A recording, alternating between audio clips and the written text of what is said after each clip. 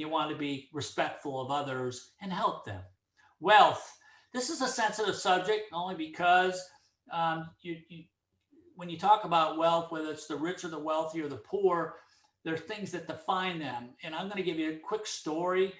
And this is where I think wealth empowered a person. And it had to do with Monster.com. The founder of Monster.com came into the Louisiana Technology Council and gave a speech.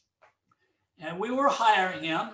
He wanted 25,000, and we got him for five because we're a nonprofit back then. I couldn't afford 25,000, but he agreed because he wanted to come to New Orleans. So he wanted to fly first class. I said, okay, fly first class. So we're going to fly first. It's $1,500. I said, well, he's flying from Boston. It's a direct flight from Southwest. You can fly first class on Southwest Airlines, and it's only like $800. But they didn't see the fact that we were a nonprofit and wanted to help us from our standpoint. They weren't thinking.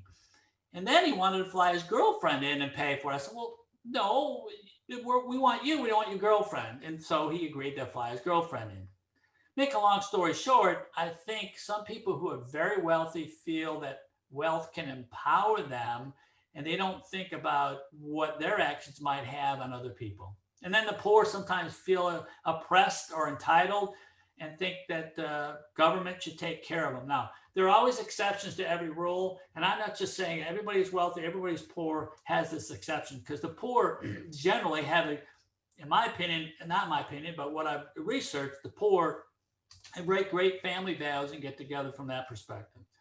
Now, this is going to be a little touchy subject because I think technology has had a significant effect on typically the way people communicate.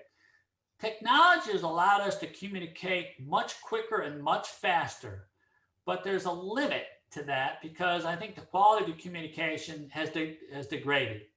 Because instead of calling somebody up, we'll send them a text message. Instead of meeting with them face to face, we send an email. And so I think it's become a big problem because now everybody in this world is a provider of information, and technology's allowed that through Facebook, Instagram. And what's that led to? A lot of fake news. And you see that more and more today. So social media has been that reason for that. And then you have the media. When you think about the music 40 or 30 years ago, you didn't see all these songs that said, get your shine on or get lucky.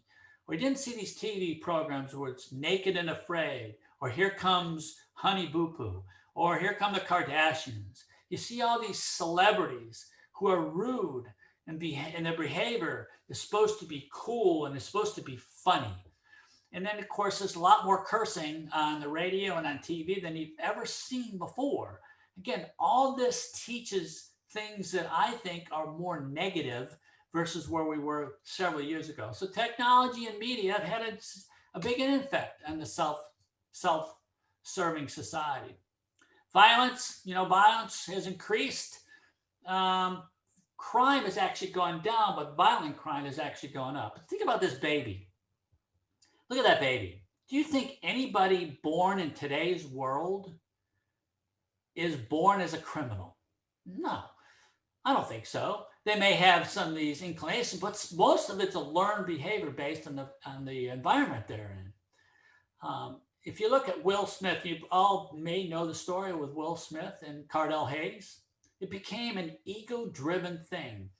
They both didn't like each other. They both caused havoc for each other. At the end of the day, one was following the other. They tapped. Someone got out. Will Smith got out. He was mad. Cardell Hayes got out. He had a gun. He shoots the guy, and it never had to happen. Will Smith died.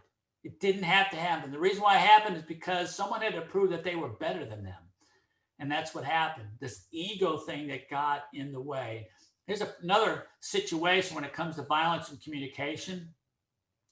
That beautiful lady right there was something that I was associated, not that person per se.